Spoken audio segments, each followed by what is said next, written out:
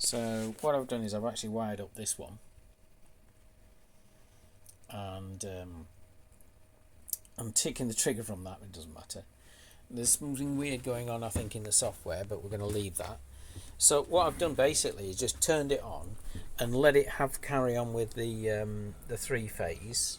Oh, it's not there. It's signaling the three phase, right? And I've just left it going now. So basically what's happening is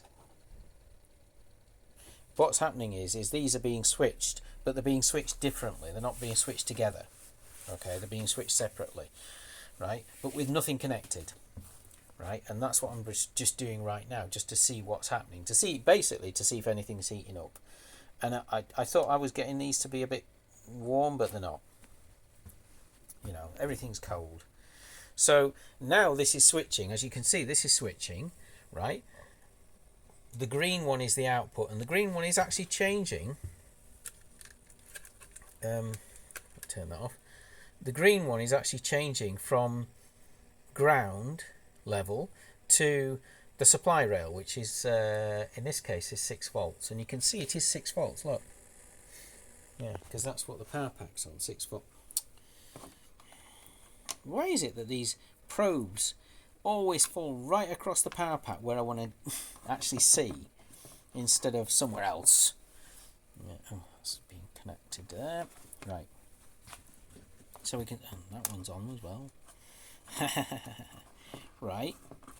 So you can see how it's on 6 volts. All right. That's actually. It looks slightly out, I think, but it's actually on 6 volts, and we're getting 6 volts. If I turn it off, right, then I should get. It's going to take ages to go because it's got a capacitor in it. And that capacitor has to discharge first. Okay, let me just do this, right. I'll just short it. See, that's the interesting thing, right? Is that even though the power supply's not connected there, I'm still getting. It's actually 5 volts now, as you can see. So I don't understand where that power supply is being shown. Where the power supply. This is where I think I maybe have got a connection wrong somewhere, because why would that get a 5 volt? It's almost like it's cross-connected with this line. But it isn't. You can see there's no connection there other than this power supply and the circuit, of course.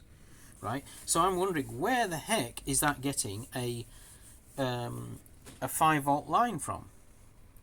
Because it's not, even the circuit shouldn't be. Look, there it's running, but even the circuit doesn't show that should be getting that that power supply rail should not be getting. I'm trying to understand, right, this plus 12 volt here, where is that being brought up to 5 volts? Because it isn't. Unless somehow it's being brought up to... it might be because of this gate. That this high side P channel is somehow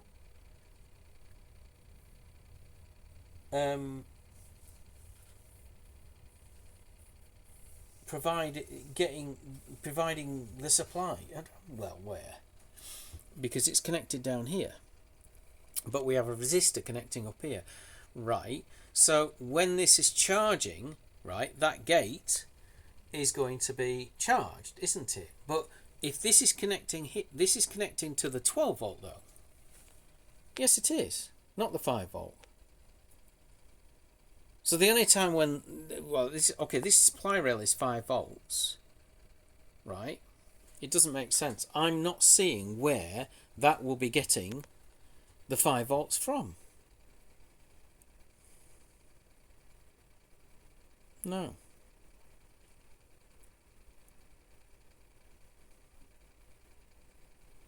Unless it's...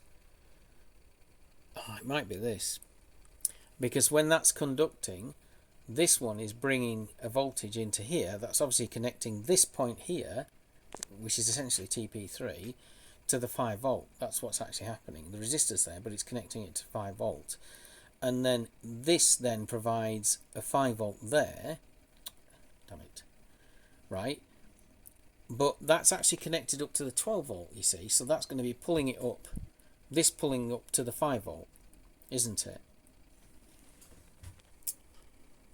Yeah, and that's where it's getting the 5 volt from, because it's this base emitter junction which is providing the power, and also because this is like a pair of diodes like that, one diode that way and one diode that way, so that means the power will actually be going out through the collector and providing the juice for that 12 volt rail.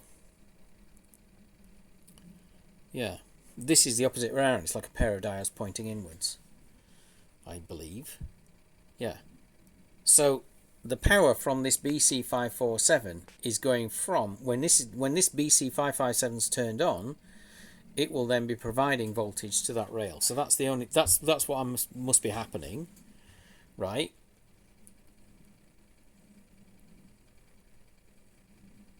Yes, and I'm guessing that this one's probably happening in a similar way, isn't it? Yeah, because no.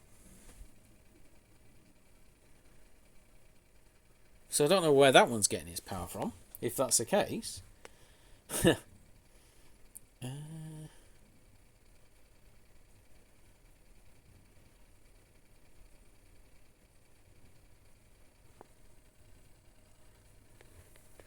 Because this one's connected to the ground. Now, this is providing... No, it doesn't make sense then. Alright, what if this is switched off? Because if it's switched off, then we've got that's 1K pulling it down, haven't we? Which means this one's going to be turned completely off. And if anything, that collector is going to be at ground level, isn't it? Rather than at the 5 volt level. So I still don't understand where it's getting the pigging... Oh, right, whatever.